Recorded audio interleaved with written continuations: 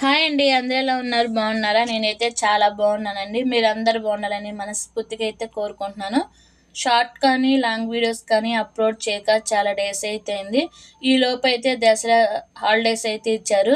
Dasara holidays ఇవ్వగానే అమ్మ వాళ్ళ ఊరైతే వెళ్ళిపోయాను. అమ్మ వాళ్ళ ఊరు, అత్త వాళ్ళ ఊరు అయితే వెళ్ళొచ్చేసానండి. వెళ్ళి వచ్చేటప్పుడు అయితే నేను ఈ స్టీల్‌ది కడాయి అయితే తీసుకున్నాను. దీని వెయిట్ చాలా బాగుందండి. అలాగనే కడాయి మందంగా కూడా అయితే ఉంది.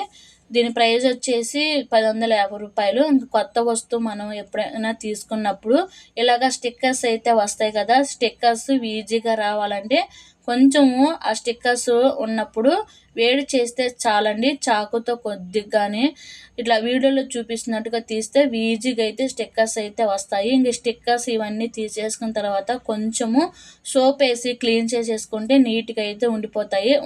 మిగిలిన ఏదన్నా స్టిక్కర్ ఉన్నా కానీ అయితే తొలగిపోతుంది. ఇక్కడొచ్చేసి కొత్త కడాయి ఓపెన్ చేశానని చెప్పేసి సేమియా అలాగనే గోధుమ రవ్వ వేసి ఉప్మా అయితే చేస్తున్నాను.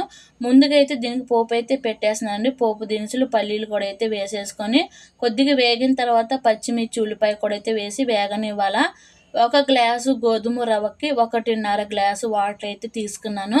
ఈ వాటర్ అన్నీ వేసిన తర్వాత రుచికి సరిపడా ఉప్పైతే వేసేసుకొని ఈ వాటర్ అన్నీ కూడా అయితే మరగనివ్వాలా. ఈ వాటర్ మరిగేలోపు అయితే సేమియా అలాగనే గోధుమ రవ్వ 2 కలిపేసి ఇవి వేయించుకోవాలా.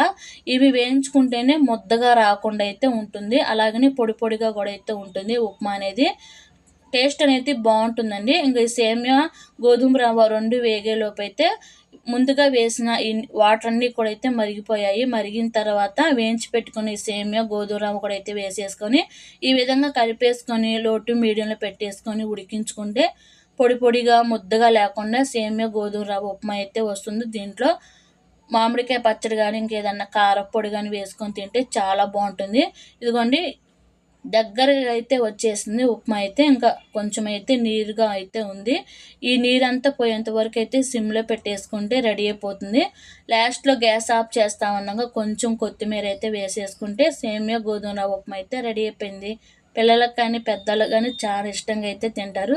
ఒకసారి అయితే ట్రై చేయండి. మీకు కనుక ఇలాగ ఉప్మా చేయటం తెలిస్తే కామెంట్ సెక్షన్లో కామెంట్ అయితే చేయండి. నచ్చితే లైక్ చేయండి.